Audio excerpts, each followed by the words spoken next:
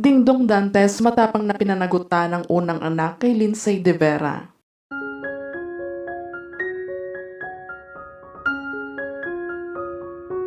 Trending at patuloy pa din nga na pinag-uusapan sa mundo ng showbiz ang patungkol umano sa relasyon at pagkakaroon nga ng anak ni Dingdong Dantes sa dating yang kapuso aktres na si Lindsay De Vera.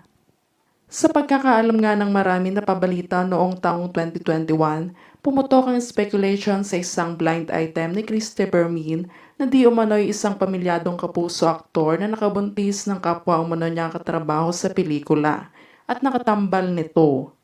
Ngunit sa kabila naman nito ay marami ngang netizen sa nanggulantang at nakahulang si Dingdong Dantes at Lindsay De Vera nga daw ang tinutukoy sa isang blind item. Dahil base umano sa personalidad ng dalawang ito, ay tugma na tugma talaga ang pinahihiwatig ni Christopher Min sa speculation na ito. Pahayag pa ni Christopher